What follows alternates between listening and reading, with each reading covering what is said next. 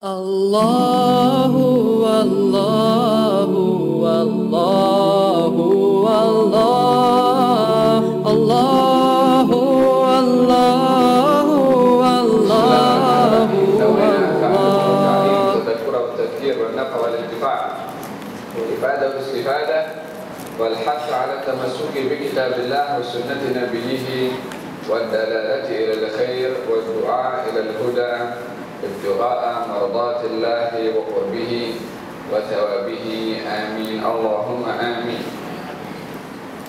Kita mulai daripada bab yang ketiga, surat 21, hadis yang ke-22, diriwayatkan daripada Anas bin Malik radhiyallahu anhu. Ia berkata, "Kana sya'ru Rasulullah sallallahu alaihi wasallam ila nisfi udhunain." Panjang rambut Rasulullah sallallahu alaihi wasallam mencecah hingga pertengahan kedua telinganya. Rambut Rasulullah sallallahu alaihi wasallam mencecah hingga pertengahan kedua telinganya.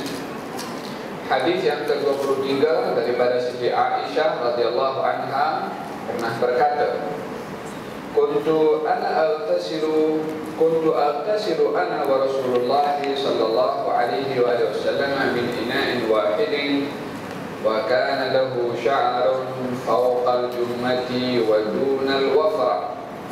Saya pernah berkongsi mandi bersama Rasulullah sallallahu alaihi wasallam dari satu tempayan. Baginda sallallahu alaihi wasallam mempunyai rambut yang panjangnya tidak sampai ke pundak bahunya dan tidak sampai ke bahagian bawah cuping telinganya.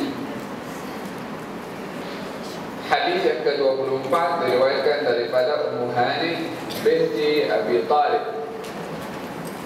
Ia berkata, qadima Rasulullah sallallahu alaihi wasallam Makkah qadmatan walahu arba'u ghadair. Rasulullah sallallahu alaihi wasallam tiba di Mekah pada saat pembukaan kota Mekah, sedang rambutnya dijalin menjadi 4 bahagian. Hadis yang terakhir riwayat Ibnu Abbas. Ia berkata radhiyallahu anhuma anna Rasulullah sallallahu alaihi wasallam kana yusdilu sya'rahu wa kana al-musyrikuna yafriquna ru'usahum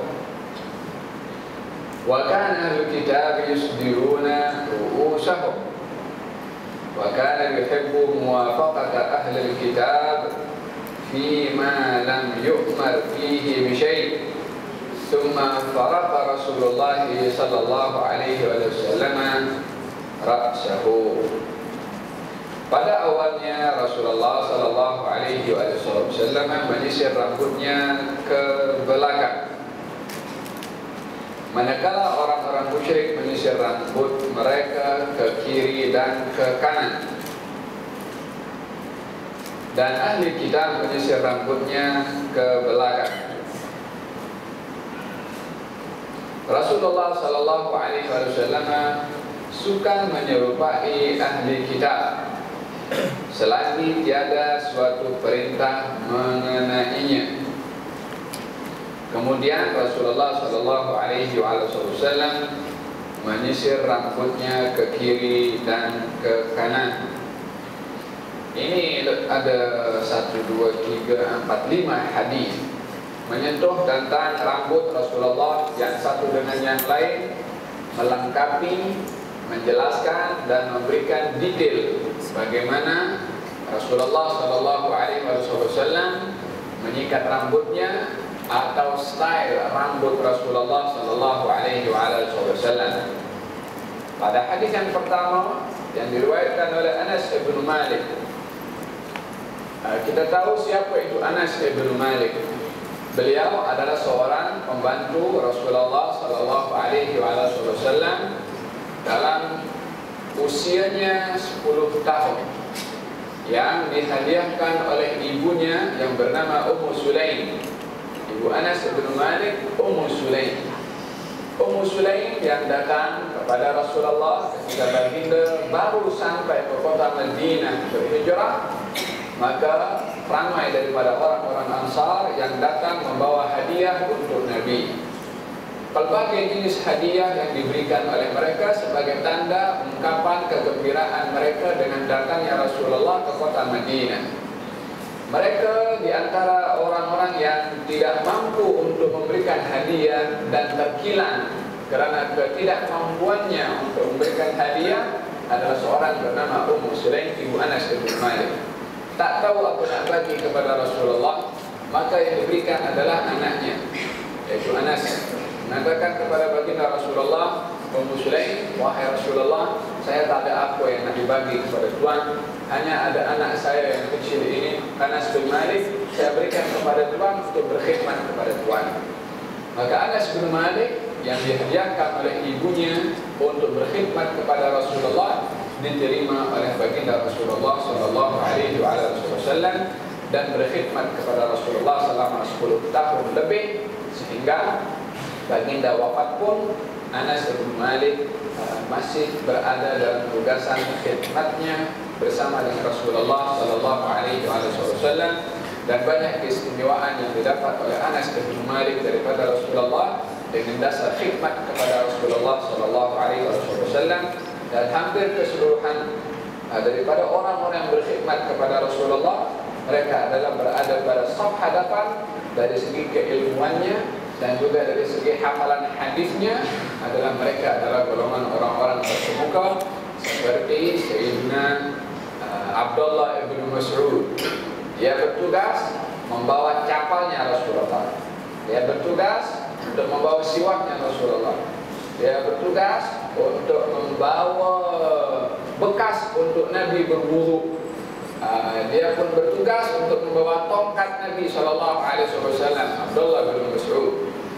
Kalau baginda tak keluar daripada rumah, dia terus standby, letakkan itu selipar Nabi di hadapan.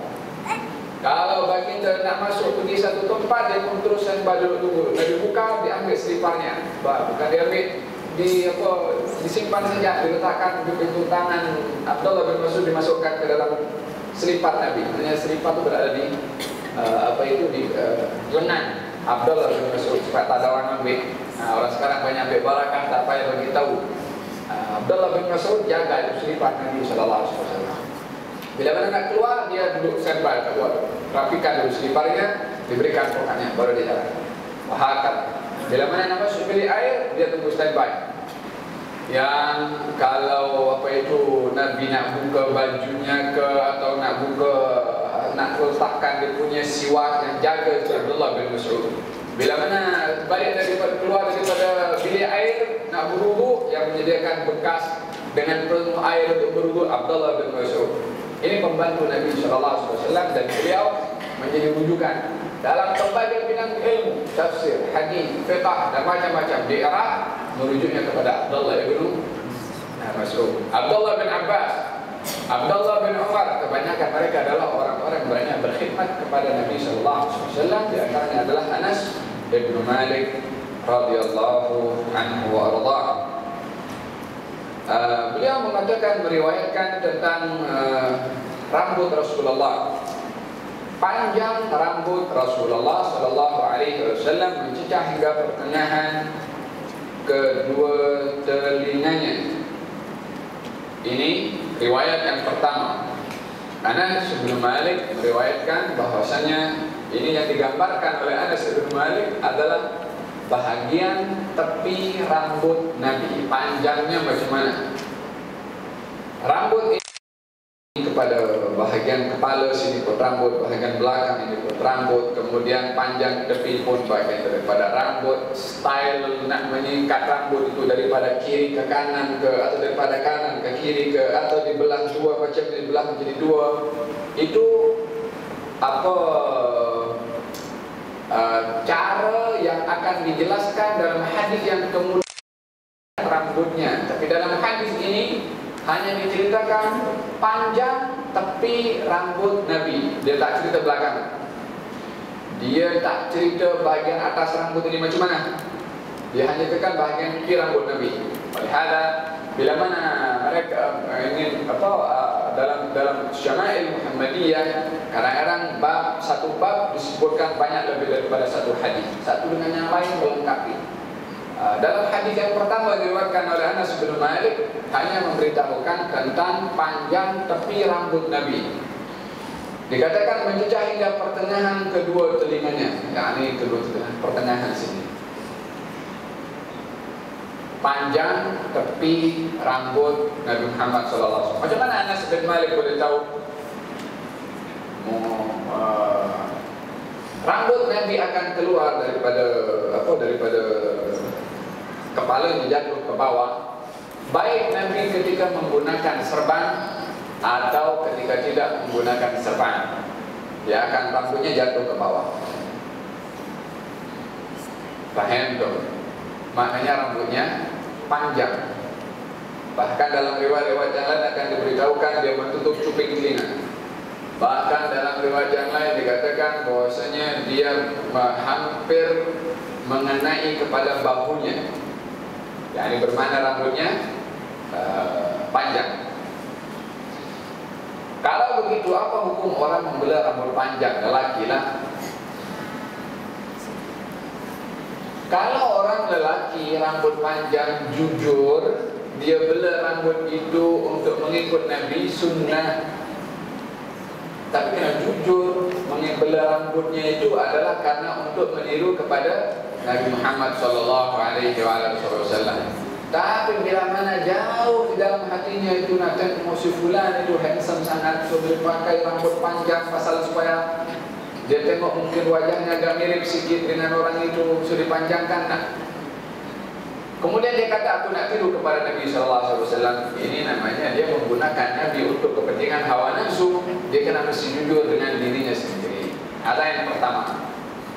Yang kedua, bila mana rambut itu panjang dan menjadi image negatif di sebuah tempat, maka di dalam hal ini mengelak perkara buruk yang diterjemahkan kepada orang itu dikedepankan berbandingkan dia ingin membela rambutnya yang panjang itu. Memang sunnah, tak ada yang selagi namanya sunnah Nabi sampai hari kiamat dia sunnah. Orang nak bela rambut panjang, nak meniru kepada Nabi tetap dapat ganjaran sunnah. Hanya bila mana di setengah-tengah masyarakat orang yang berambut panjang itu akan dinilai sebagai negatif persepsi, orang mempunyai buruk sangka kepada dirinya, lebih diutamakan untuk menolak perkara mudarat berbandingkan kepada maslahat. Yani darul mafasid muqaddamun ala jalbil masalih. Dalam kaidah fiqh dikatakan menolak perkara buruk muncul lebih diutamakan berbandingkan kita melakukan perkara yang baik. Perkara baik kalau kita buat mengundang perkara buruk, maka dalam hal ini menolak perkara buruk diutamakan. Walaupun asalnya akarnya tetap sunnah, orang kalau nak mempunyai laki-laki yang punya rambut panjang untuk mengikut kepada sunnah Nabi Muhammad SAW.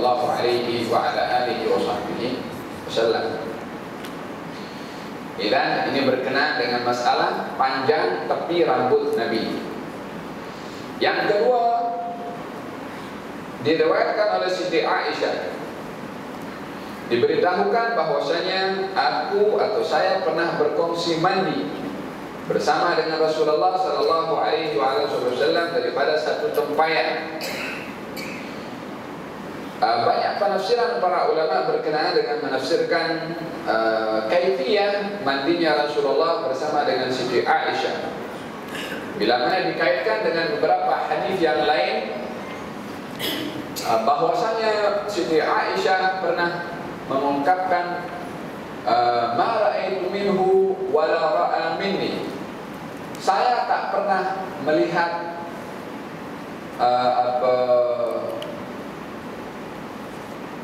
daripada Rasulullah SAW, beliau pun tidak pernah melihat daripada saya. Yang dimaksudkan adalah kemaluannya. Di dalam hal ini menunjukkan walaupun baginda Rasulullah Sallallahu Alaihi Wasallam mandi dalam satu bekas bersama dengan Siti Aisyah, kalau difahami satu bekas, maknanya satu bekas yang penuh dengan air dengan silih berganti mengambil airnya, maka tetap menjaga kehormatan masing-masing, bermakna baginda tidak melihat dan Siti Aisyah pun juga tidak melihat daripada Rasulullah Sallallahu Alaihi Wasallam. Ada yang pertama. Makna yang kedua daripada satu bekas adalah yakni bekasnya sama tapi silih berganti. Rasulullah dulu kemudian Siti Aisyah, untuk mengelakkan daripada larangan seorang lelaki mandi selepas bekas yang dipakai oleh istrinya untuk mandi. Karena sebahagian memahami perkara seperti ini adalah tidak dibenarkan. Maka dalam hal ini menunjukkan bagaimana Rasulullah Sallallahu Alaihi Wasallam mandi bersama dengan Siti Aisyah, baik dalam satu tempat ataupun tempatnya sama, mandinya berasingan. Wa kana lahu sya'run, dan Rasulullah mempunyai rambut, kata Siti Aisyah, fawqal jummati, di atas al-jummah. Al-jummah ini apa? Pundak bahunya. Wa dunal wafrah, dan di bawah atau menghampiri cuping telinganya. Jadi lebih detail lagi disebutkan di sini. Tadi di pertengahan telinga. Sekarang dikatakan menghampiri cuping telinga. Kemudian di atas bahunya. Kalau memang dah di bawah tak sampai kepada cuping, tentulah di atas bahu. Maknanya diungkapkan antara bahagian tepi dan juga bahagian belakang. Bahagian tepinya menghampiri kepada cuping, bahagian belakangnya di atas bahu. Ini penjelasan atau uraian lebih lengkap berkenaan dengan rambut Rasulullah, bahagian tepi dan juga bahagian belakang. Bagaimana style bahagian belakang rambut Nabi Sallallahu Alaihi Wasallam? Diberitahukan rambutnya dia tidak lurus sangat. Tahu ikal, dia agak-agak keriting di situ bahagian belakangnya. Keritingnya ikal. Bahagian belakang rambut Nabi dalam hadis yang berikutnya, hadis yang diriwayatkan oleh Ummu Hani. Ummu Hani ini adalah cousin kepada Nabi, anak kepada Abu Talib. Dia adik-beradik dengan Sayyidina Ali bin Abi Talib.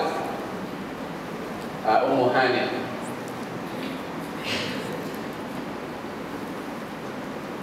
Ummu Hani meriwayatkan kalau baginda Rasulullah Sallallahu Alaihi Wasallam ketika tiba di Mekah pada saat pembukaan kota Mekah, yakni pada tahun ke-6 daripada hijrahnya Nabi Sallallahu Alaihi Wasallam, sedang rambutnya dijalin menjadi 4 bahagian.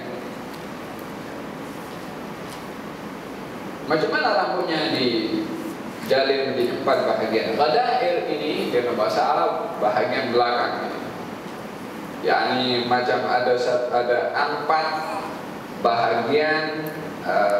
Jadi rambut bahagian belakang itu yang ikal ada 4. yakni setiap satu tapi bukan diikat ya, dia memang ada stylenya macam itu. Sudah ada 4 bahagian belakang rambut Nabi Muhammad sallallahu alaihi wa ala alihi wasallam. Baik. Tadi dijelaskan bahagian tepi, kemudian dijelaskan panjang bahagian belakang, yakni di atas bahu. Kalau kita ambil bagian tengah telinga ke belakang hanya sampai sini, tapi diberitahukan kalau bahagian belakang rambut itu adalah terus jatuh ke bawah dan ada 4 ikal atau ada 4 dari rambut belakang itu bukan lurus. tidak pun keriting. Jadi antara lurus dengan keriting. Di bahagian belakangnya macam berombak sedikit rambut itu. Ada 4 bahagian, 1, 2, 3, 4 macam itu. Bahagian belakang atau ekor rambut Nabi Muhammad sallallahu alaihi wasallam. Baik, yang terakhir menceritakan juga tentang rambut Nabi sallallahu alaihi wasallam. Hadis diriwayatkan oleh Abdullah ibn Abbas, juga sepupu kepada Nabi Muhammad sallallahu alaihi wasallam. Subhanallah, yang menceritakan hadis daripada awal sampai akhir semuanya orang yang ada kaitan rapat dengan Nabi. Anas bin Malik membantunya, Aisyah istrinya, Ummu Hani cousinnya, Abdullah bin Abbas pun juga cousin kepada Nabi sallallahu alaihi wasallam. Diberitahukan kana yusdilu sya'rahu. Baginda Rasulullah yusdil. Yusdil itu kalau tirai dibuka daripada atas ke bawah, jatuhnya tirai itu namanya isdal. Rambut Nabi bahagian belakang macam itu dijatuhkan oleh Nabi dari ke belakang. Maknanya tidak diletakkan di sini lah, di belakang itu rambut Nabi yang panjangnya diletakkan di belakang. Kana yusdilu sya'rahu. Wa kana al-musyrikun yafriquna ru'usahum. Kaum musyrikin bila mana menyikat rambut, maka mereka itu memisahkan rambutnya. Maksud dipisahkan itu bahagian depan rambut ini, maknanya tak terus ke belakang, tak dipisahkan macam dua. Baik entah daripada kiri ke kanan, bahagian tepi, atau bahagian kanan sini, atau bahagian tengah. Walhasil dipecah menjadi dua rambut itu. Cara mereka kaum musyrikin menyikat rambut. Wa kana ahlul kitab, adapun ahlul kitab yakni Yahudi dan Kristen, yusdiluna ru'usahum, mereka itu pun juga menjatuhkan atau rambut kepala mereka, yusdil, dibiarkan macam itu jatuh, tak disikat ke kiri dan tak disikat ke kanan. Wa kana yuhibbu muwafaqata ahlul kitab, dan Rasulullah suka menyerupai ahlul kitab selagi tak ada kegahan padanya. Yang berbicara tentang baginda suka menyerupai ahlul kitab, jelas daripada hadis ini bahwasanya baginda menyerupai selagi tak ada perkara yang ditegah untuk menyerupai kepada mereka.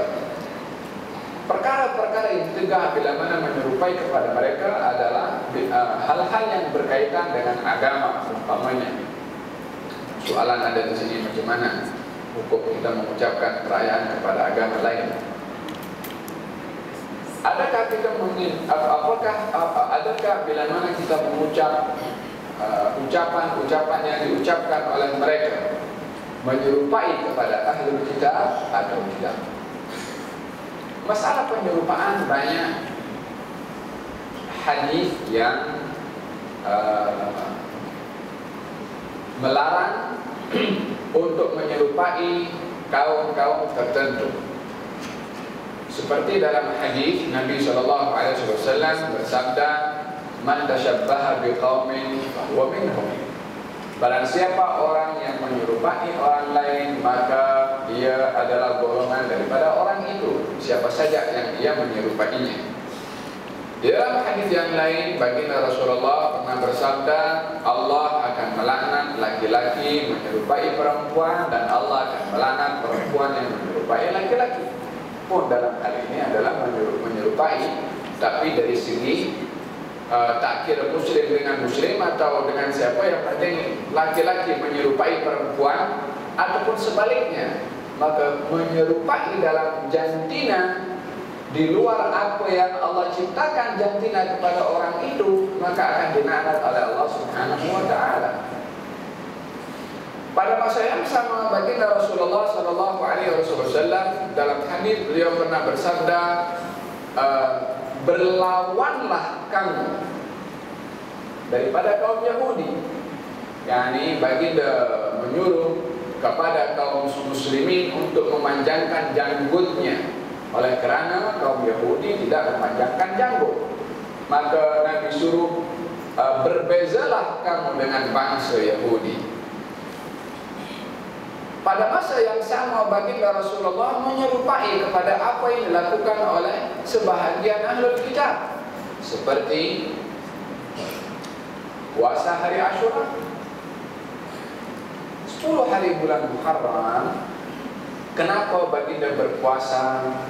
Baginda berhijrah ke Madinah, jumpa bangsa Yahudi berpuasa di hari bulan Asyura, 10 hari bulan Muharram. Nabi tanya apa pasal mereka berpuasa. Kata mereka menjawab, kata diberitahukan kepada Nabi Musa diselamatkan oleh Allah daripada kejaran Firaun. Maka kata baginda Rasulullah, kalau begitu saya lebih wajib untuk berpuasa berbandingkan mereka. Maka Nabi berpuasa pada 10 hari bulan. Sebab apa? Sebab kaum Yahudi berpuasa.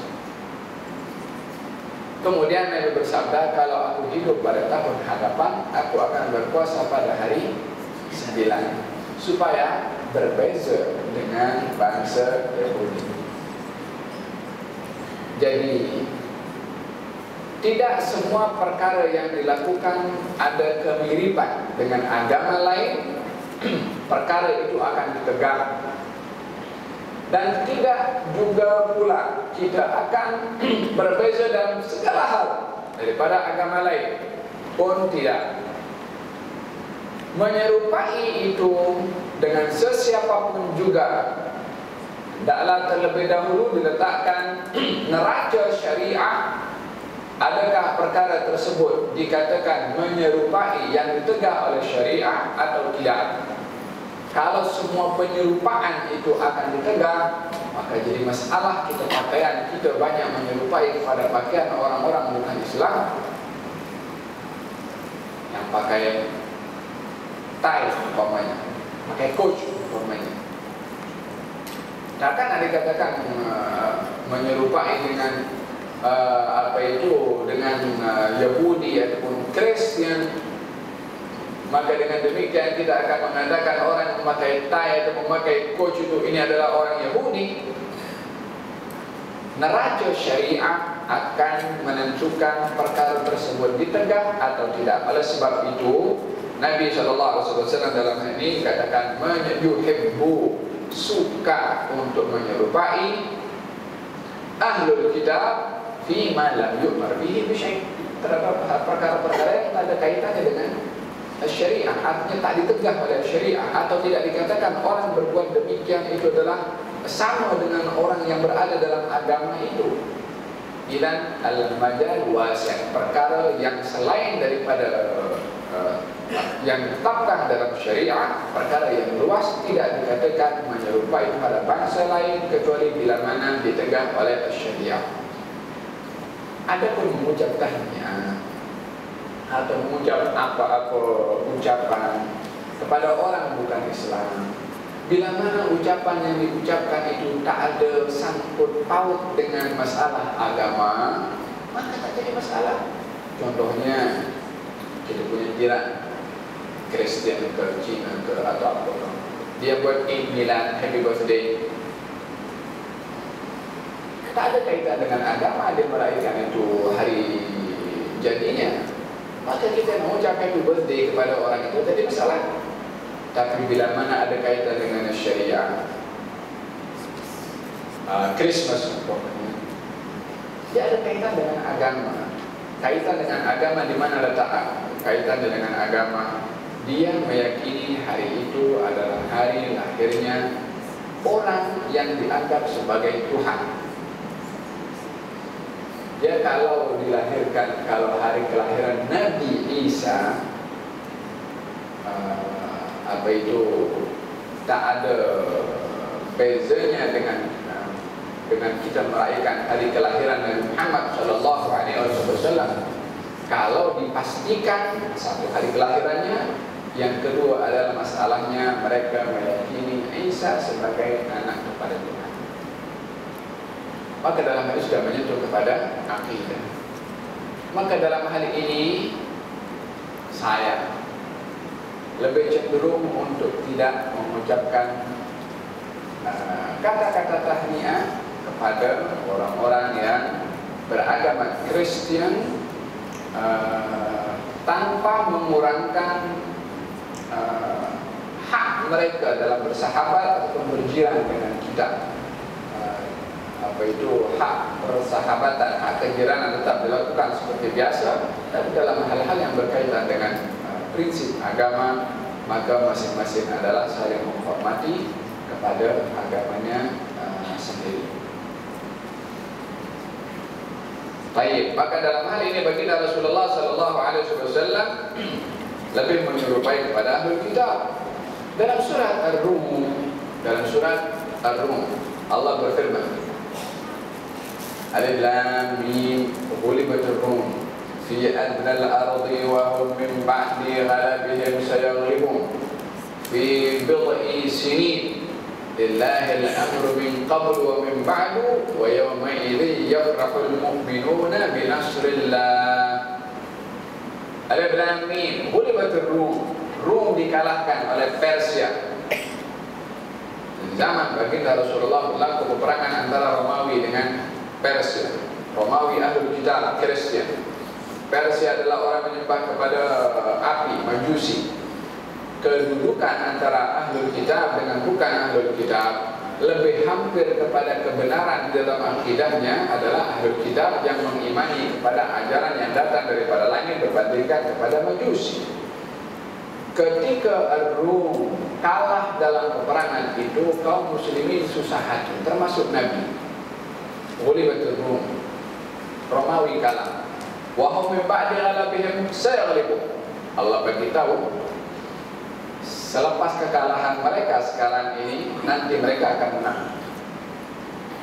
Peperangannya belum lagi berlaku, tapi Allah sudah beritahu kemenangan yang akan diraih oleh Romawi pada peperangan yang berikutnya melawan kepada Persia. Setelah sejak tak sampai daripada 100 tahun atau tak sampai 50 tahun pun berlaku peperangan yang kemudian antara Romawi dengan dengan Persia. Romawi menang. وهم من بعد غلبهم لله الأمر من قبل ومن بعد ويومئذ يفرح المؤمنون بنصر الله. Dalam peperangan yang berikutnya, ketika Romawi berperang dengan Persia dan menang, kaum mukminun yafrahun, mereka semua seronok. Dengan apa? Binasrillah, dengan pertolongan Allah. Kepada siapa? Kepada kaum Kristen yang memenangi peperangan melawan kepada majusi. Apa pasal kaum muslimun gembira pada waktu itu dengan kemenangan yang dicapai oleh Kristen Romawi pada waktu itu? Sebab Romawi atau ahlul kitab kedudukannya adalah lebih hampir kepada keimanannya kepada Allah berbandingkan kepada majusi. Dengan demikian kaum muslimun pun gembira. Artinya hubungan agama itu adalah lebih hampir agama yang dibawa oleh baginda Rasulullah dengan ahlul kitab berbandingkan kepada agama yang tidak mempunyai asas tauhid yang kuat seperti agama berhala, agama menyembah kepada matahari, agama menyembah kepada api, berbandingkan kepada agama Yahudi dan Kristen mengimani akan adanya Allah Subhanahu wa taala. Dan baginda suka disebabkan oleh karena sumber agama yang sama datang kepada Rasulullah SAW, sehingga kemiripannya datang daripada kebenaran adalah lebih hampir berbandingkan kepada menyerupai kepada kaum musyrikin. Oleh sebab itu Nabi suka menyerupai kepada ahlul kitab. Paham? Dalam hal ini Nabi menyerupai kepada ahlul kitab disebabkan oleh karena agama yang mereka anuti itu adalah sumbernya sama daripada datangnya agama yang dibawa oleh Rasulullah sallallahu alaihi wa alihi wasallam. Thumma faraqa ra'sahu wa thumma faraqa Rasulullah sallallahu alaihi wasallam ra'sahu. Kemudian Rasulullah menyisir rambutnya ke kiri dan juga ke kanan.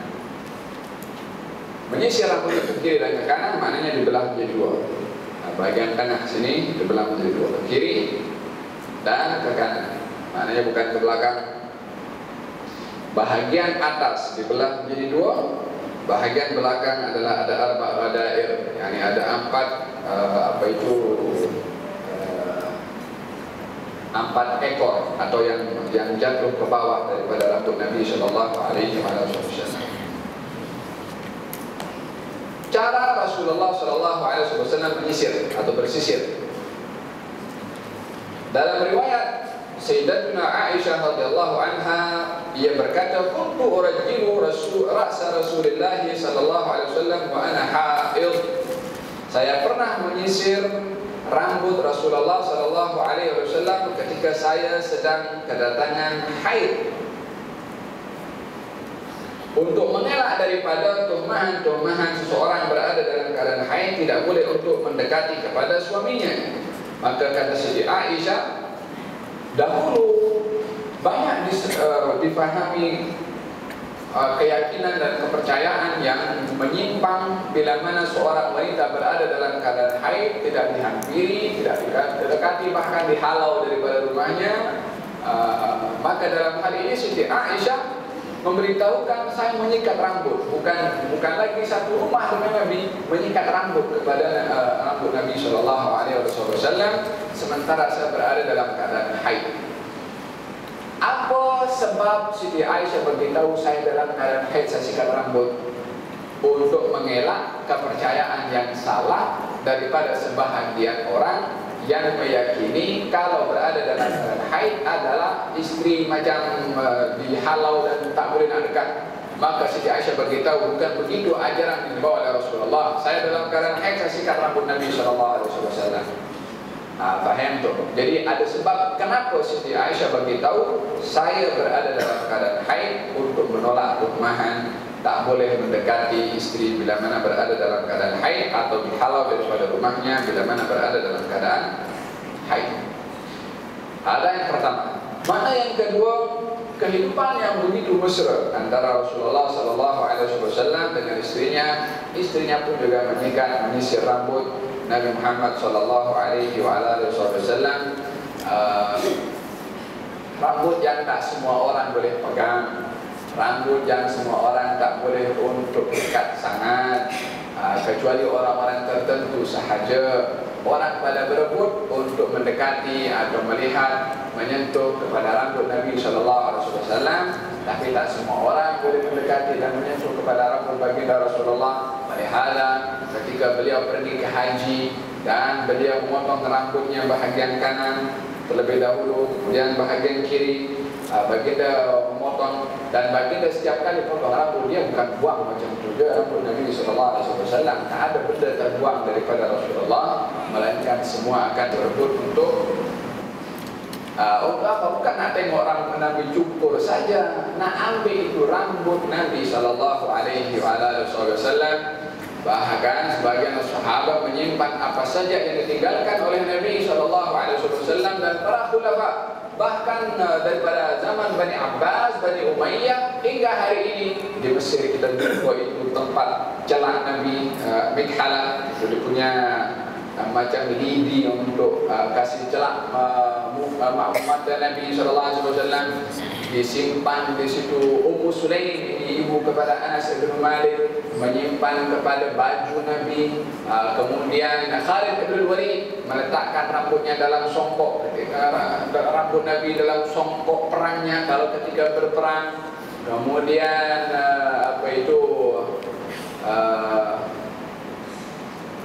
cincin Nabi sallallahu alaihi wasallam ketika ditinggalkan dipakai oleh Abu Bakar, dipakai oleh Umar, dipakai oleh Utsman ketika menjadi khalifah. Paham tu? Peninggalan yang ditinggalkan oleh Nabi sallallahu alaihi wasallam semuanya dijaga, kecuali perkara-perkara yang susah untuk dielakkan. Kalau Sayyidina Hasan al-Basri di zaman Sayyidina Umar bin Khattab atau Sayyidina Utsman bin Affan, ketika ingin diperluaskan untuk Masjid Nabawi, maka perluasan masjid itu akan merobohkan rumah Nabi pada waktu itu. Jadi karena akan diperluas rumah Nabi pun karena mesti dirobohkan untuk perluasan masjid. Maka sebelum mereka merobohkan, bukan terus mereka robohkan macam itu saja. Mereka berbincang dengan besar-besar sahabat, mereka orang-orang yang rapat dengan Nabi, apa nak buat? Patutkah kita robohkan rumah Nabi atau tidak? Mereka berbincang dulu satu dengan yang lain, tidak mengambil satu tindakan kecuali mereka adalah keputusan diambil secara kesepakatan bersama setelah bermusyawarah. Maka setelah mereka berbincang dan bermusyawarah panjang memperbincangkan perlukah untuk meruntuhkan atau merobohkan rumah Nabi, maka mereka melihat kepentingan kaum muslimin adalah diutamakan. Maka dalam hal ini mereka menjadikan satu hari untuk ucapkan selamat tinggal kepada rumah Nabi yang kekal pada waktu itu bermula daripada ditinggalkan oleh Nabi Sallallahu Alaihi Wasallam. Nah, ini bagaimana? Dijadikan satu hari khusus as-sahabat untuk tengok dengan untuk kali terakhir lah. Jom tengok kali terakhir rumah kita punya Nabi.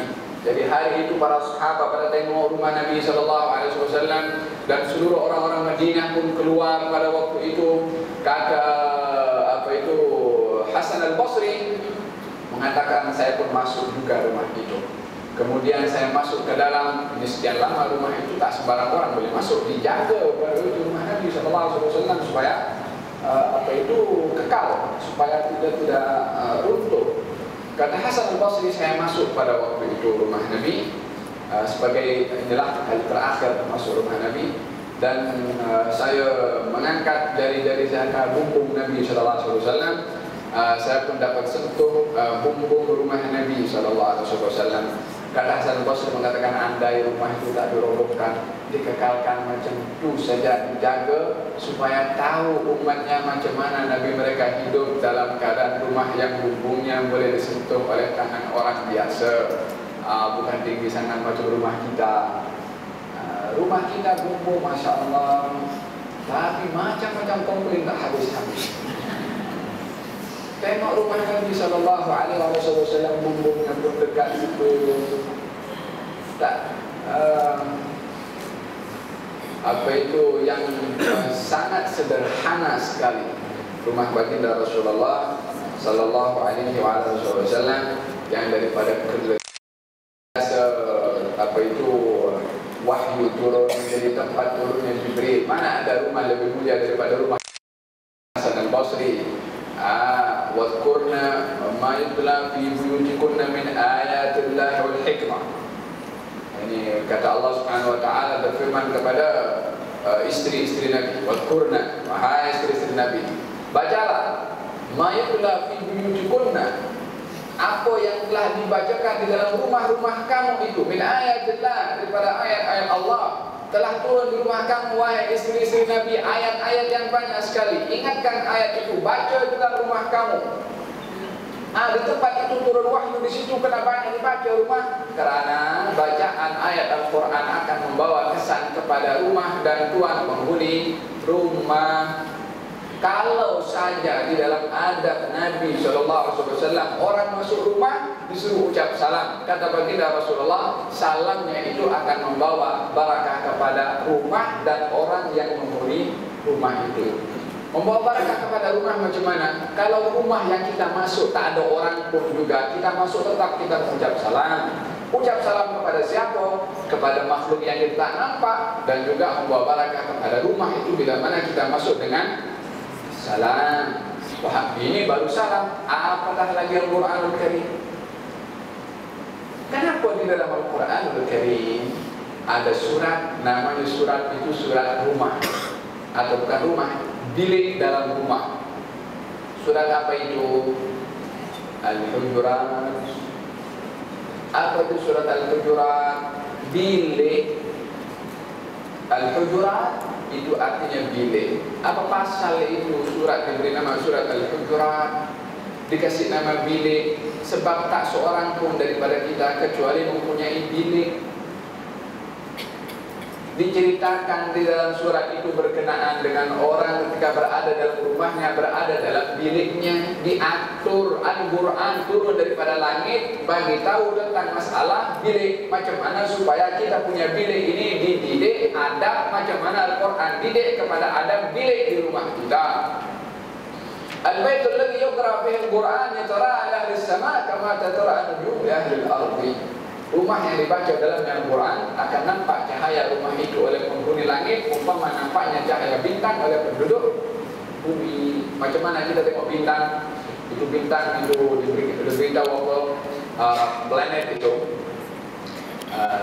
Ini mengikut ahli saintis, ada satu planet yang diciptakan oleh Allah Subhanahu Wa Taala yang cahaya planet itu untuk sampai ke bumi memerlukan kepada 30.000 tahun kecepatan cahaya.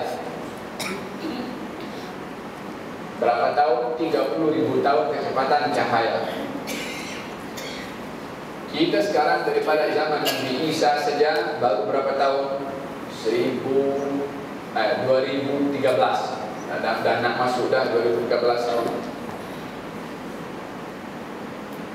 Cahaya itu boleh sampai ke bumi 30.000 tahun kecepatan cahaya. Boleh nampak oleh penduduk bumi, cahaya planet yang tinggi itu. Malaikat ini kedudukannya di atas lagi, jauh di atas langit lagi. Itu planet semua berada di bawah bumi, di bawah langit.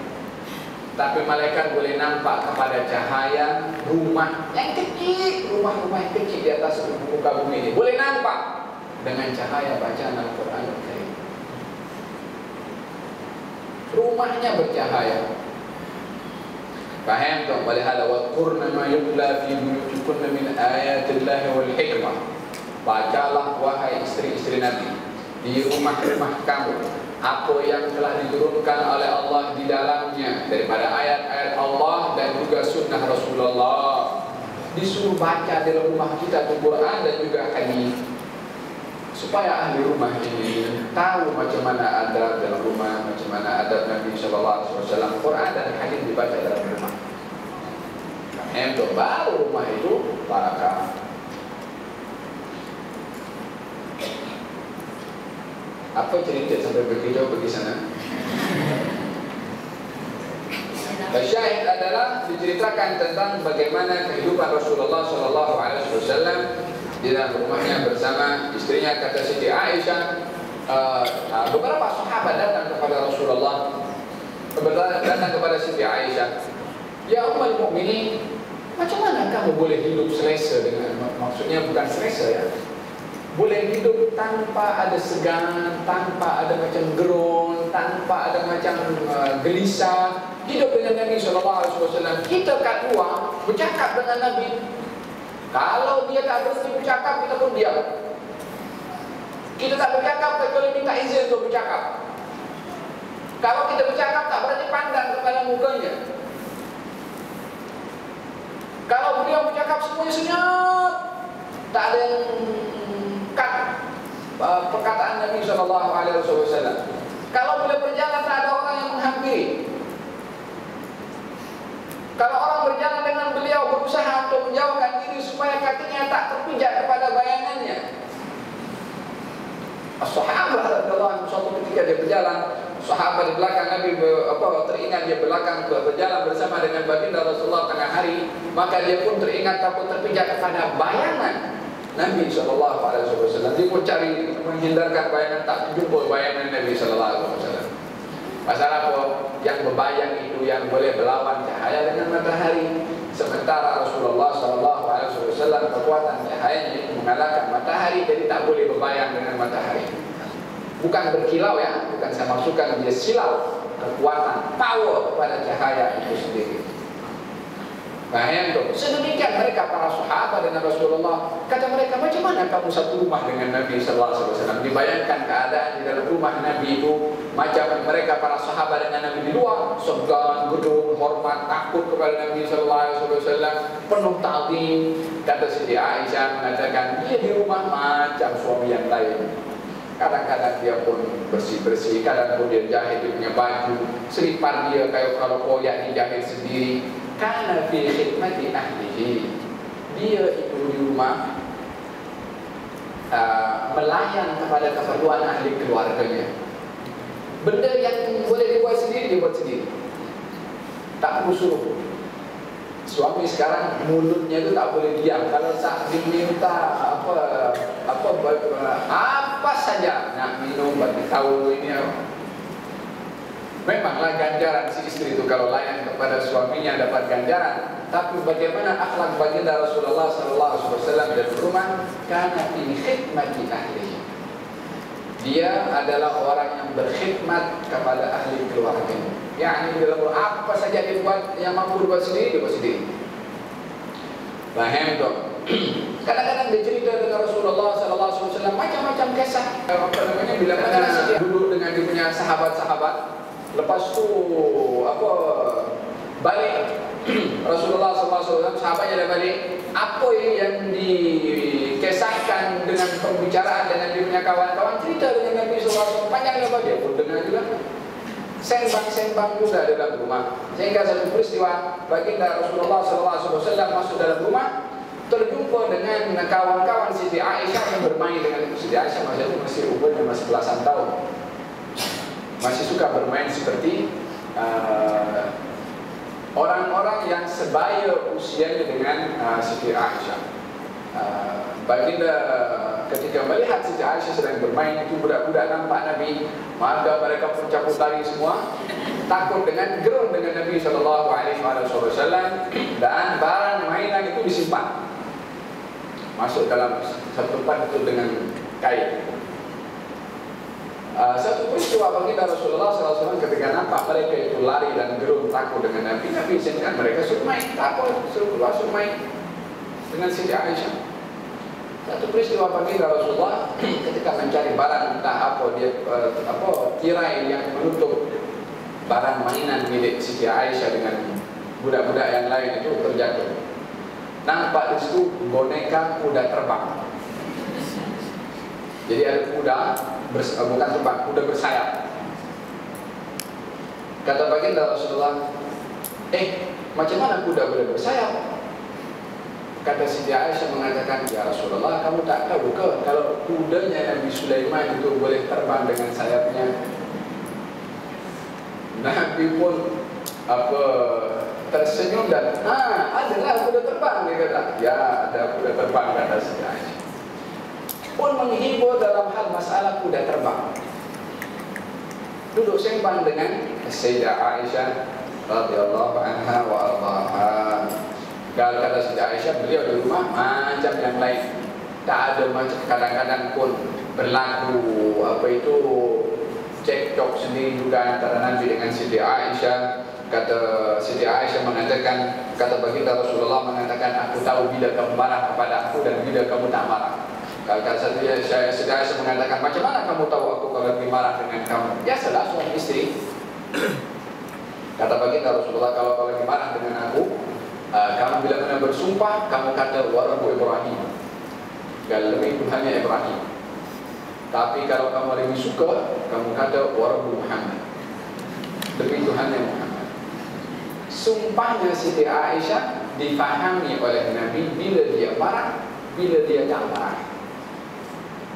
Kalau kata Siti Aisyah, ya Rasulullah, aku sebetulnya namamu saja yang tak disebut, tapi bukan aku tak suka dengan kamu. Namamu je, mulut ini yang tak disebut, tapi di hati tidak. Wahakala yaumil al-ayyam. Kalau Siti Aisyah mengatakan ada satu permasalahan dia berselisih faham dengan Nabi SAW, kata baginda Rasulullah, jom kita cari pihak ketiga untuk selesaikan, settlekan kita masalah yang betul aku atau kamu. Ini perselisihan paham antara afdalul khalqi ajma'in, orang yang paling mulia satu dunia, bukan satu dunia lagi, satu alam semesta. Ada selisih paham dengan istrinya itu masalah. Tak ada dia kata lelaki mesti betul, ataupun sebaliknya. Kita kadang-kadang dihantui dengan persepsi sendiri. Persepsi mengatakan wanita selalu dizalimi, atau persepsi mengatakan laki-laki mesti dituntut oleh wanita. Kita yang cinta itu persepsi, dan kita yang yakini persepsi yang kita cinta sendiri, yang tak ada buktinya. Janganlah kita nak buat satu persepsi sendiri dan kita yakini persepsi itu. kita rujuk kepada masalah yang sebenar tanpa kita melihat siapa kita dan siapa dia. Apa yang terbaik untuk kita dan dia, itu yang perlu kita cari. Dari ya Rasulullah ada masalah saya dengan Siti Aisyah, jom kita cari pihak ketiga untuk cari siapa yang betul, saya atau kamu. Kalau Siti Aisyah oke? Siapa? Kalau ayah oke, aku setuju. Kata Siti Aisyah, pasti ayahku pasti bela aku. Pasal dia sudahlah anak perempuannya, yang kedua istri kepada sahabat tercinta kepada ayahnya, mesti dia bela aku. Gak ada ceritakan, wahai Abu Bakar, saya ada masalah saya dengan istri, mohon dibetulkan siapa yang betul dan siapa yang salah. Kata baginda Rasulullah mengatakan kepada Siti Aisyah, siapa yang nak cakap dulu, saya atau kamu? Kata Siti Aisyah mengatakan, kamu dulu cakap, tapi cakap yang betul tahu. Sayyidina Abu Bakar dah tak dapat mengawal, sudahlah berselisih dengan Rasulullah, dia pun dah geram, macam mana dia boleh berselisih dengan Rasulullah? Pandangan Sayyidina Abu Bakar kepada Rasulullah berbeza dengan Aisyah kepada Rasulullah. Abu Bakar melihat kepada Rasulullah puncak kesempurnaan kemanusiaan yang ada di atas muka bumi ini. Bahkan bukan hanya kesempurnaan kemanusiaan, tapi kesempurnaan orang yang amat hampir di sisi Allah Subhanahu wa Ta'ala. Itu sudah pandangan Abu Bakar Siddiq yang tak terlintas apapun aib pada Rasulullah. Tak pernah terlintas di dalam hati Abu Bakar pandangan kurang atau ada kekurangan kepada Rasulullah. Selalu perfect, walaupun apa saja tindakan Nabi Sallallahu Alaihi Wasallam. Gak waktu dalam perjanjian Hudaybiyah, perjanjian itu tak seimbang antara kaum musyrikin dengan Nabi Sallallahu Alaihi Wasallam. Tapi Nabi kata, ya oke, aku setuju kata Nabi. Sampai perjanjian yang tidak seimbang itu disaksikan oleh Sayyidina Umar bin Khattab, macam mana boleh setuju kepada benda yang tak seimbang? Dia datang kepada Sayyidina Abu Bakar, ya Abu Bakar, betul ke dia Rasulullah itu? Macam mana kita nak bersetuju kepada perjanjian yang tak seimbang? Abu Bakar tak banyak cakap, kalau dia buat macam itu memang dia pun Rasulullah. Apa saja dia cakap mesti benar. Ada Sayyidina Abu Bakar sendiri. Kata baginda Rasulullah, kata Siti Aisyah mengatakan, oke, cakap kamu dulu cakap, tapi kamu cakap yang benar. Sayyidina Abu Bakar tak dapat kawal, ditampar mulut Siti Aisyah. Wa hal la yaqulu illa haqqa. Bila dia pernah bercakap tak betul sehingga kamu suruh dia bercakap betul? Tak banyak cakap, tampar terus oleh Sayyidina Abu Bakar sendiri. Akhirnya apa yang berlaku? Siti Aisyah sembunyi di belakang Nabi. Tadi bergaduh. Pada akhirnya ada hal-hal emergensi, dia sembunyi di belakang Nabi SAW. Akhirnya menyelamatkan Siti Aisyah Rasulullah sendiri. Ditegur Sayyidina Abu Bakar Siddiq oleh Rasulullah SAW. Aku panggil kamu bukan untuk ini. Aku panggil kamu settle-settlekan. Dah settle pun juga sebenarnya dengan tamparan. Sayyidina Abu Bakar Siddiq, syahid adalah kehidupan Rasulullah di rumahnya adalah kehidupan yang serupa, mirip dengan kehidupan ahli keluarga, tapi kebijakannya tidak sama. Luar biasa kebijakan baginda Rasulullah menghadapi segala permasalahan di dalam hidup. Supaya apa? Supaya permasalahan yang dihadapi oleh beliau itu, kita tidak berlakunya sikap daripada beliau itu adalah menjadi sumber informasi kepada kita untuk bersikap yang sama. Yang nak bersikap kita yang the best atau yang always right, sudah yang lain kita salah. Tengok kita Rasulullah macam mana? Dia pun mencari jalan yang terbaik untuk menyelamatkan kehidupan keluarganya. Saya sedikit saja. Dalam hadis Rasulullah sallallahu alaihi wasallam diriwayatkan oleh Anas bin Malik, kana Rasulullah sallallahu alaihi wasallam yukthiru da'na ra'sihi wa tasrihu lihiyatihi wa yukthiru al-ghina hatta ka'anna thawbahu thawbul zajjaj. Rasulullah sallallahu alaihi wasallam sering memakai minyak pada rambutnya, merapikan janggutnya dan menutup bahunya dengan kain tudung sehingga kain tudung itu berminyak seakan-akan kain bukan minyak. Yang dimaksudkan adalah duhun minyak yang dipakai oleh rambut Nabi Sallallahu Alaihi Wasallam. Kesan daripada minyak itu mengenai kepada kain penutup Nabi Muhammad Sallallahu Alaihi Wasallam dengan minyak yang dipakai oleh baginda Rasulullah Sallallahu Alaihi Wasallam. Maka dengan demikian dalam hadis ini kita dapat memahami bagaimana beliau amat menjaga kerapian di dalam penampilan, baik rambutnya atau janggutnya yang selalu disikat oleh Nabi sehingga nampak janggut itu rapi dan kemas. Bahkan baginda Rasulullah bila mana melihat orang punya janggut tak kemas, disuruh dikemaskan oleh Nabi Sallallahu Alaihi Wasallam. Hadis yang berikutnya adalah daripada Ummul Mukminin Aisyah radhiyallahu anha, ia berkata, "In kana Rasulullah sallallahu alaihi wasallam yuhibbu tayammuna fi tahurihi idza tatahhara fi tarajjulihi idza tarajjala fi inti'alihi dan ta'ala." Sesungguhnya Rasulullah sallallahu alaihi wasallam suka memulakan anggota yang kanan ketika bersuci, menyisir rambut dan memakai kapal. Saya ingat dalam kitab Al-Kaf kita sudah bahas ini, saya tak akan ulang balik. Hadis yang ke-29 daripada Abdullah ibn Mughaffal radhiyallahu anhu bercerita, "Naha Rasulullah sallallahu alaihi wasallam an tarajjuli illa ghibban." Rasulullah sallallahu alaihi wasallam melarang bersisir kecuali sekali sekala. Yang supaya apa? Tak buang masa banyak menyikat rambut. Sekali-sekala. Yang terakhir, seorang sahabat Nabi sallallahu alaihi wasallam tidak disebut namanya pernah mengatakan anna Nabi sallallahu alaihi wasallam kana yatarajjalu ghibban, sesungguhnya Rasulullah sallallahu alaihi wasallam menyisir rambutnya sekali sekala. Larangan itu adalah bukan haram, tapi larangan anda berkaitan dengan masalah adab untuk tidak menyikat rambut kecuali sekali sekala saja. Kalau tidak, setiap kali kita kena angin sedikit kita sikat rambut, kena angin sedikit kita sikat rambut. Faham dong? Hakalah beberapa pengajaran yang perlu diambil daripada rambut Rasulullah sallallahu alaihi wa ala alihi wasallam. Jadi berapa sekarang? Dalam pukul saya ambil dua hadis daripada kitab Al-Kaf untuk melengkapkan kelas insya-Allah. Muka surat atau hadis yang keberapa?